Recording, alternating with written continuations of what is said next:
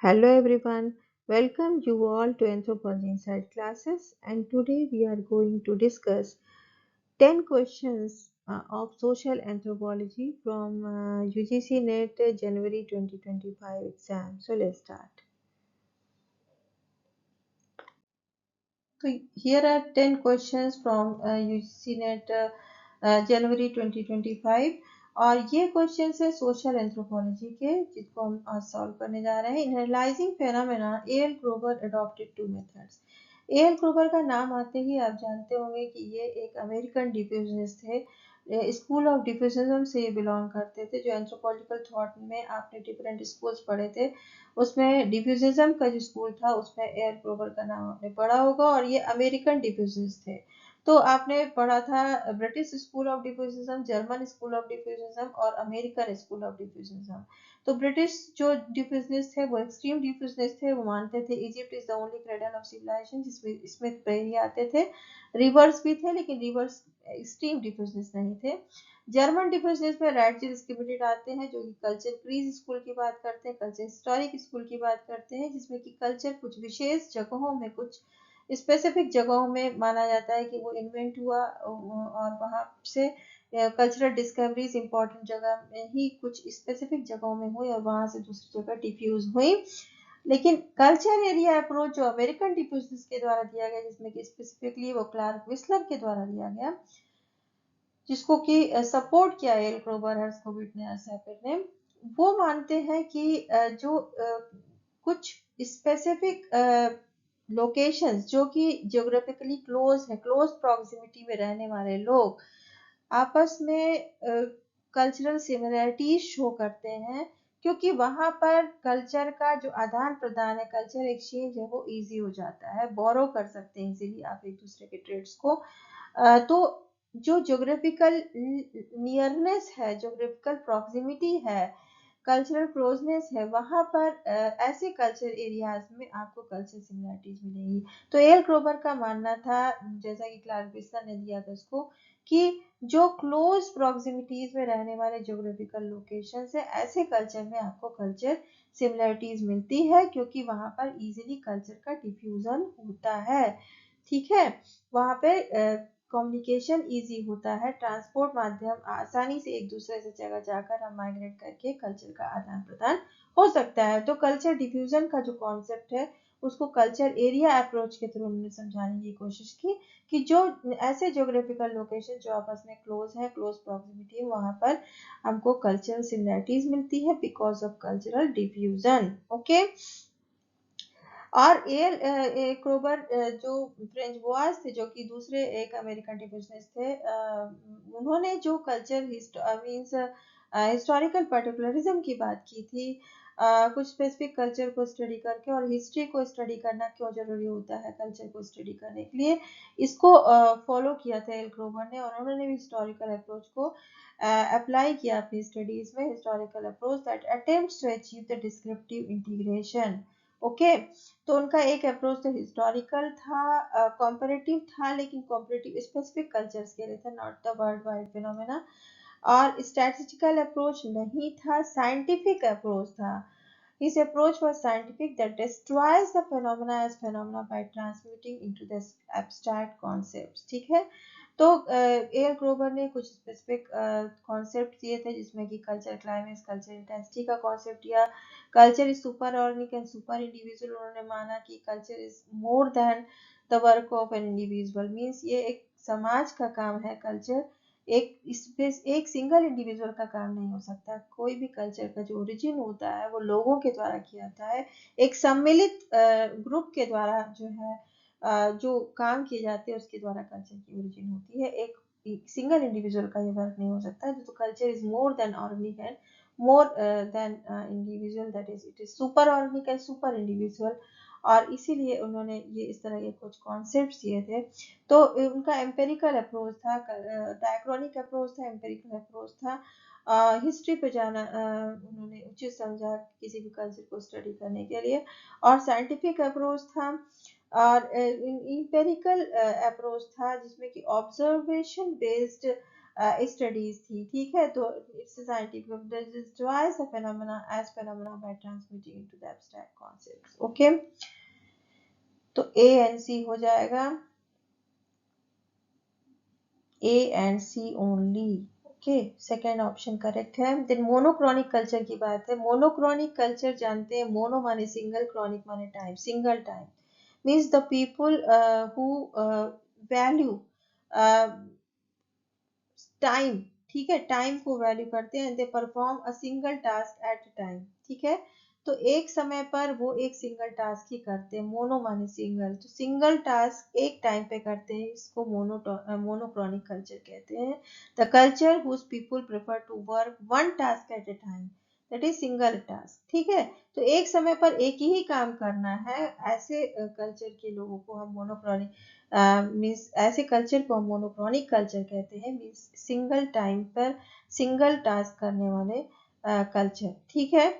And this culture places a great importance on punctuality, time की इनकी punctuality होती है, टाइम को बहुत ज्यादा वैल्यू करते हैं। तो जिस समय पर जो काम मीन्स करना है उसको उसी समय पर वो खत्म करते हैं, उसको आगे के लिए नहीं रोकते हैं, वेट नहीं करते, ठीक है। तो पंक्चुअल होते हैं, टाइम के प्रति बहुत ज्यादा पंक्चुअल होते हैं। जबकि इसके जस्ट अपोजिट जो पॉलीक्रॉनिक कल्चर के लोग होते हैं, वो पॉली माने होता है मल्टी एंड क्रॉनिक माने टाइम, एक ही टाइम पर मल्टीटास्किंग होते हैं वो, उनके लोग जो है वो प्रेफर करते हैं to work multitask at a time, तो वो पॉलीक्रॉनिक हो जाते हैं। और वो पंक्चुअलिटी को ना वैल्यू करके वो रिलेशनशिप्स को वैल्यू करते हैं, तो इसलिए पॉलीक्रॉनिक कल्चर इससे विपरीत है। और लीनियर फैशन पर काम करते हैं मोनोक्रॉनिक के कल्चर के लोग, ठीक है। कल्चर उस people view time in a linear fashion not in cyclic, ठीक है। तो बी सी डी जो है ये मोनोक्रॉनिक से मैच कर रहा है, ठीक है। तो मोनोक्रॉनिक कल्चर की विशेषता है कि they view time in a linear fashion, they value time, they place great importance on punctuality and whose people prefer to work one task at a time, ठीक है, सिंगल टास्क, एक ही समय पर एक ही काम करते हैं, कई काम नहीं कर सकते, वो टाइम को वैल्यू करते हैं, पंक्चुअल होते हैं और लीनियर फैशन पे काम करते हैं, ठीक है।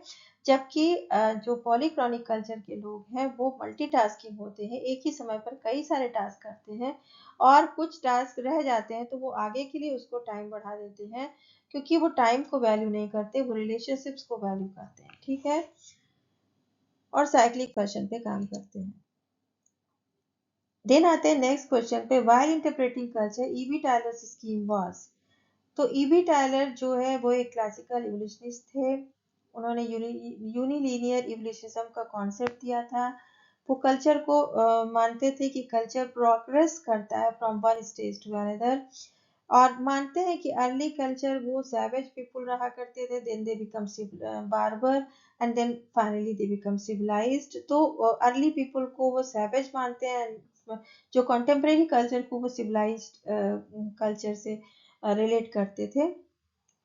और उनका जो ये आइडिया, जो कंपैरेटिव अप्रोच उन्होंने इस्टेब्लिश किया था, वो उनके खुद के फील्ड वर्क पर ना होकर बल्कि वो आर्मचेयर एंथ्रोपोलॉजिस्ट थे, वो दूसरों के द्वारा कलेक्टेड डेटा पर निर्भर होते थे, और उसी के आधार पर वो इस निष्कर्ष पर पहुंचते थे कि जो अर्ली सोसाइटीज थी वो सेवेज थी, देन वो बार्बर हुई एंड देन सिविलाइज्ड हुई, उसी को फॉलो किया एल.एच. मॉर्गन, मैकलिनन मैने और फ्रेजर आदि ने, ठीक है।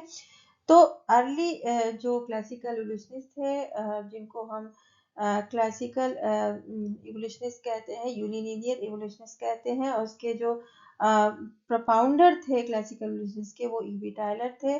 और ईबी टायलर के इन्हीं सब कंट्रीब्यूशन, जो अर्ली कंट्रीब्यूशन उन्होंने एंथ्रोपोलॉजी में दिया, इसी वजह से मिस्टर टायलर्स एंथ्रोपोलॉजी कहा जाता था, एंड फाउंडर ऑफ एंथ्रोपोलॉजी भी कहा जाता है टायलर को, फाउंडर ऑफ कंपैरेटिव एथनोलॉजी भी कहा जाता है।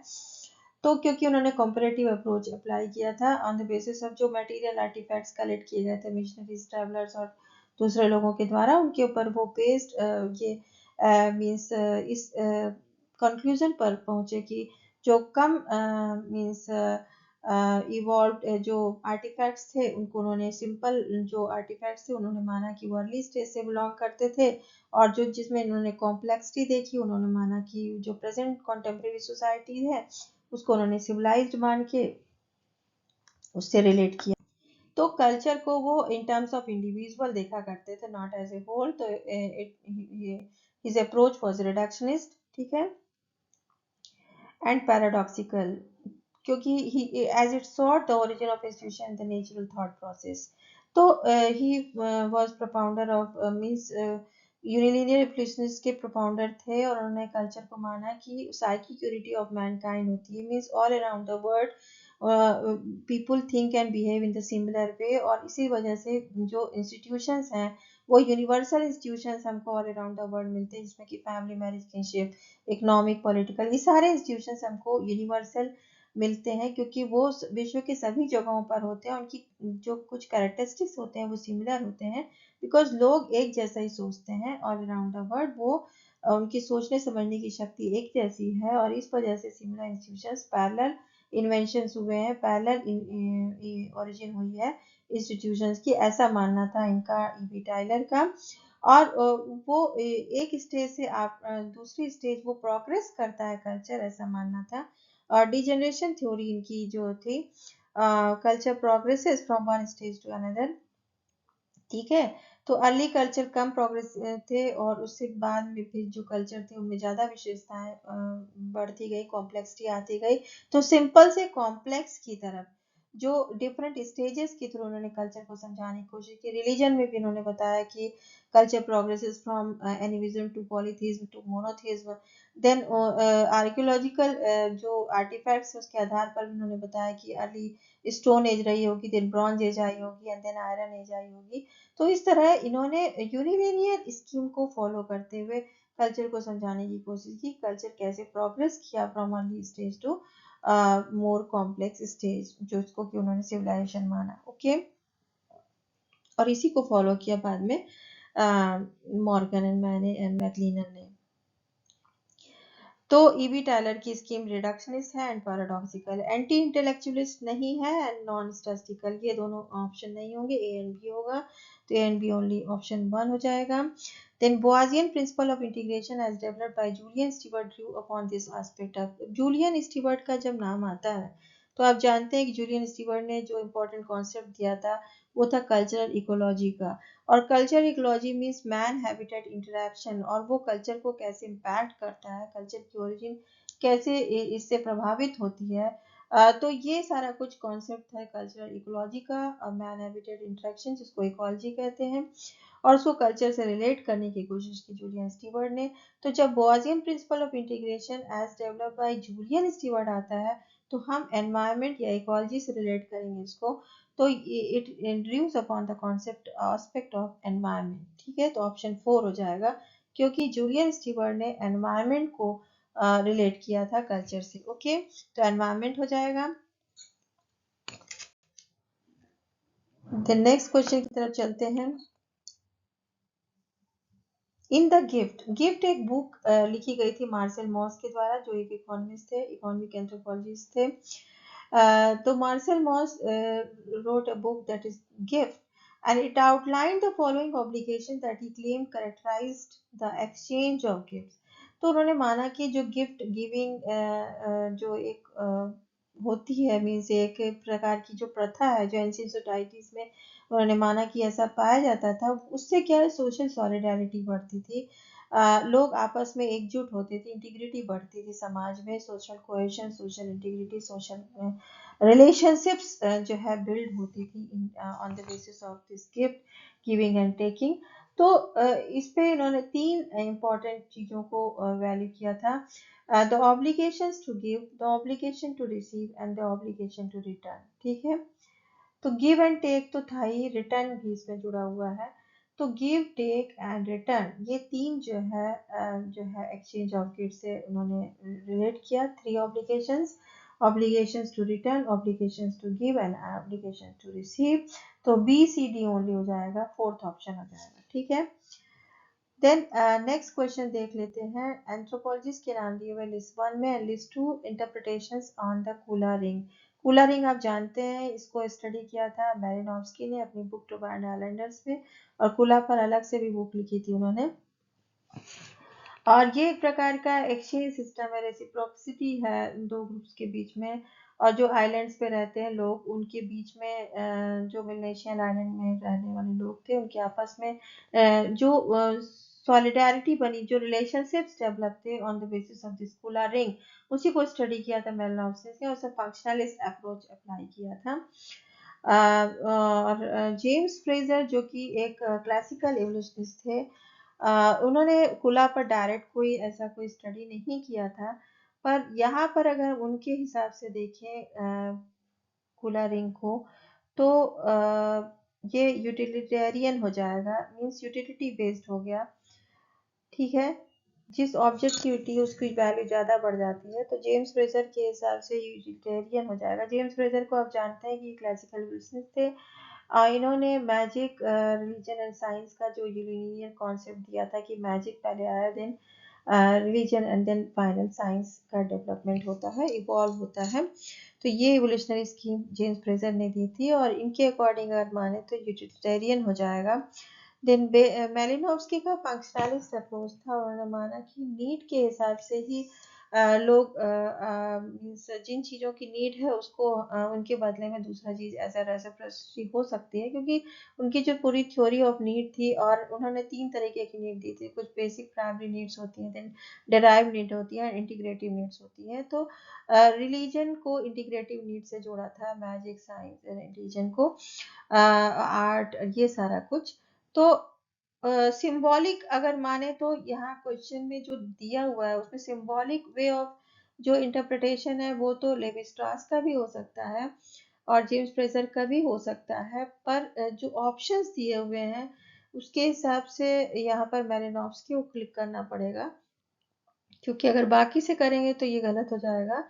तो मेलिनोव्स्की से हम लोगों ने सिंबॉलिक इसको जोड़ा, क्योंकि उन्होंने उसको डायरेक्ट एक्सचेंज ना मान के सेरिमोनियल एक्सचेंज माना था, कि ये सिर्फ चीज़ों का आदान प्रदान नहीं है, इससे लोग आपस में एकजुट रहते हैं, इंटीग्रिटी बढ़ती है समाज में, और सेरेमनीज कुछ ऑर्गेनाइज करते हैं। सिर्फ गिफ्ट्स का ही आदान प्रदान नहीं होता, ऐसा नहीं है कि नीड बेस्ड ये पूरा एक्सचेंज है, इसमें कुछ सिंबॉलिक इसको इंटरप्रिटेशन भी उन्होंने देने की कोशिश की। तो मेलिनोव्स्की का सिंबॉलिक यहाँ पर जोड़ देंगे तो बी से 2 हो जाएगा। देन मार्शल मॉस आ जाएगा, जो कि कलेक्टिव से जोड़ देंगे, क्योंकि इन्होंने भी जो एक्सचेंज की बात की थी अपनी बुक द गिफ्ट में, उन्होंने उसमें कलेक्टिव की बात की थी कि भाई एक इंडिविजुअल नहीं, इसमें कुछ लोग आपस में जुड़ते हैं इस वजह से, गिफ्ट गिविंग एंड टेकिंग से। तो एक सिंगल इंडिविजुअल नहीं बल्कि एक ग्रुप का इसमें वैल्यू उन्होंने की, और इससे कलेक्टिव जो है इंटरप्रिटेशन दे सकते हैं खुला रिंग को, according to Marcel Mauss. Means ये एक टाइप ऑफ एक्सचेंज है जो कि रेसिप्रोकल है, और इसमें लोग आपस में जुड़ते हैं, ठीक है, social cohesion, social relationships develop होती है, बिल्ड होती है। तो यहाँ पर मार्शल मॉस के अकॉर्डिंग इसको कलेक्टिव से जोड़ेंगे, तो सी का हो जाएगा 1 एंड डी का हो जाएगा 3, दैट इज कल्चरली डिफाइंड, ठीक है। तो जो सिंबॉलिक टर्म था वो आप लेवी स्ट्रॉस से भी जोड़ सकते थे, मेलिनोव्स्की से भी, फ्रेजर से भी, पर जो डिफरेंट ऑप्शंस है उसके अकॉर्डिंग फोर्थ ऑप्शन जो है करेक्ट है, ठीक है। तो fourth is the right answer, ठीक है। यहाँ पर बोल रहा है the arrange the development of theoretical approach to interpret culture and society from earliest to later, ठीक है। अब डिफरेंट एंथ्रोपोलॉजिकल जो थॉट्स में डिफरेंट स्कूल्स की आपने बात की है, तो उसमें आपको अर्लीस्ट टू लेटेस्ट लगाना है। तो अर्लीस्ट स्कूल आप जानते हैं कि इवोल्यूशनिज्म का स्कूल था, देन आता है न्यू इवोल्यूशनिज्म एंड डिफ्यूजनिज्म। तो डिफ्यूजनिज्म का स्कूल यहाँ पे हिस्टोरिकल पर्टिकुलरिज्म क्या है, that is the school of diffusionism. तो ए के बाद सी आ जाएगा, ए के बाद सी दो जगह है, ऑप्शन 1 में भी है, ऑप्शन 4 में भी है, ठीक है। अब नेक्स्ट देख लेते हैं, नेक्स्ट जो इसके बाद स्कूल आता है दैट इज स्ट्रक्चरल फंक्शनलिज्म, जो कि रेडक्लिफ ब्राउन के द्वारा दिया गया था, and then last is the structuralism, जिसमें कि लेवी स्ट्रॉस का आ जाएगा। तो नेक्स्ट आ जाएगा रेडक्लिफ ब्राउन का बी, तो A C B D option correct है, ए सी बी डी, ठीक है, A C B D correct option है। first is the school of evolutionism, then comes the historical particularism, that is the school of diffusionism. Then next is the school of structural functionalism, then functionalism भी आता है, structural functionalism आता है, and then last में आता है structuralism. ठीक है, तो structuralism आ जाएगा लास्ट में, तो ACPD हो जाएगा ऑप्शन करेक्ट है. Then next question पे चलते हैं. According to L.H. Morgan, middle stage of savagery was characterized by. Okay, तो मिडिल स्टेज सेवेजरी की देखना है, तो उन्होंने सेवेजरी और बार्बरिज्म को फर्दर डिवीजन कर दिया. टाइलर ने सेवेजरी बार्बरिज्म सिविलाइजेशन का कॉन्सेप्ट किया था, लेकिन हाँ, लेकिन ये भी जो एल.एच. मॉर्गन थे उन्होंने इसको फर्दर क्लासिफाई कर दिया था. ठीक है, तो इसमें हम फर्दर क्लासिफाई करते हैं, तो जो लोअर सेवेजरी है, लोअर सेवेजरी, उसमें उन्होंने फ्रूट एंड नट सब्सिस्टेंस की बात की थी.